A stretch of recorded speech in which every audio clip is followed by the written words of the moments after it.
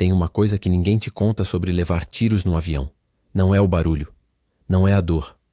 É o silêncio que vem depois. Você ouve o impacto. Um estrondo seco, como se alguém tivesse batido com um martelo no casco do avião. E por 2, 3 segundos tudo fica quieto. Você olha para o painel. Verifica os indicadores. Checa se os controles ainda respondem. Naquele dia sobre a Itália eu levei 3 impactos. O primeiro arrancou parte do estabilizador. O segundo abriu um buraco no tanque de combustível. O terceiro, esse quase acabou com tudo. A base ficava a 200 quilômetros. O avião estava sangrando combustível, e eu precisava de cada litro que me restava para chegar lá. Essa foi a missão que eu nunca deveria ter sobrevivido. Naquela manhã, eu acordei antes do sol. Era novembro de 1944. Fazia 3 semanas que havíamos chegado à Itália, e eu ainda não tinha me acostumado com o frio. Cresci no interior do Brasil. O inverno mais frio que conheci na vida antes daquilo foi uma madrugada de junho no Cerrado. Aqui, o frio entrava nos ossos de um jeito que eu não sabia que era possível. No briefing, o oficial americano apontou para o mapa. A missão era de interdição. Atacar uma ferrovia no norte da Itália que os alemães usavam para abastecer suas linhas. Parecia simples no papel. Decolagem às 7. Voo de 40 minutos até o setor. Atacar os alvos. Voltar. O oficial nos avisou que havia artilharia antiaérea ao longo da ferrovia. Disse para voarmos baixo e rápido, completar a passagem e sair antes que os canhões conseguissem acompanhar. O que ele não nos disse é que havia mais canhões do que o reconhecimento havia identificado. Antes de subir no avião, eu sempre fazia o mesmo ritual. Caminhava em volta dele uma vez completa. Tocava o nariz do avião com a mão direita. Olhava para a cobra pintada na fuselagem. A cobra fumando.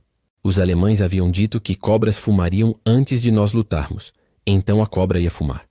E cada vez que eu olhava para ela antes de uma missão, lembrava por que estava ali. Não era por aventura. Não era por glória. Era porque em agosto de 1942, submarinos alemães haviam afundado 5 navios brasileiros e matado 600 civis. Mulheres, crianças, pessoas que não tinham nada a ver com aquela guerra. Isso era o que estava em jogo toda vez que eu ligava o motor. Decolamos às 7 em ponto. Éramos 4 aviões naquela missão. Eu era o segundo da formação. O voo até o setor foi tranquilo. Os Apeninos lá embaixo cobertos de neve. O céu azul limpo de novembro. Nessas horas tranquilas antes do ataque, eu sempre pensava na minha mãe. Ela não sabia onde eu estava exatamente. Sabia que estava na guerra, em algum lugar na Europa. Mas não sabia que daqui a 20 minutos eu ia mergulhar um avião em direção ao solo com canhões atirando em mim. Era melhor assim. Quando avistamos a ferrovia, o líder inclinou o nariz para baixo. Eu segui. Em mergulho de ataque, tudo acelera. O solo se aproxima rápido demais. Você tem uma janela de talvez 3 segundos para alinhar o alvo, apertar o gatilho e puxar o manche para subir antes de bater no chão. No primeiro ataque, peguei uma ponte de suporte da ferrovia. As 8 metralhadoras varreram os trilhos e a estrutura de concreto. Subi, fiz a curva de saída, olhei para trás. A estrutura havia desmoronado. Foi quando os canhões abriram fogo. Havia muito mais artilharia antiaérea do que o briefing havia indicado. Os traçantes eram linhas laranja no céu. Parece bonito de longe. De dentro do avião, é aterrorizante. Eu estava fazendo a curva de saída quando senti o primeiro impacto. Um estrondo seco na cauda. O avião sacudiu. Eu apertei os controles e esperei. O avião ainda respondia. Olhei pelo espelho. Parte do estabilizador havia sido arrancada. No rádio, o líder perguntou se eu estava bem. Respondi que sim. Disse que continuaria. Não devia ter dito isso. No segundo ataque, fui atrás de uma locomotiva que havia avistado tentando fugir pelo vale. Desci mais baixo do que deveria. A locomotiva estava quase chegando a um túnel. Se entrasse, estaria protegida. Eu não podia deixar isso acontecer. Abri fogo a 150 metros. A caldeira explodiu. E no mesmo instante senti o segundo impacto, desta vez no tanque de combustível. Ouvi o barulho diferente, mais úmido.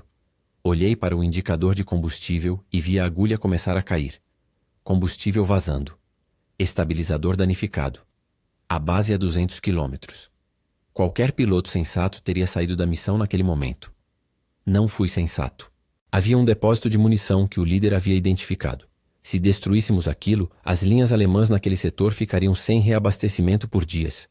Valia o risco. Entrei no terceiro mergulho. Larguei as bombas. O depósito explodiu numa bola de fogo enorme. Conseguia sentir o calor mesmo dentro do cockpit. E o terceiro impacto veio antes de eu terminar de subir. Dessa vez no motor. O motor começou a tossir. Eu sabia o que aquilo significava. O líder veio pelo rádio. Perguntou minha situação.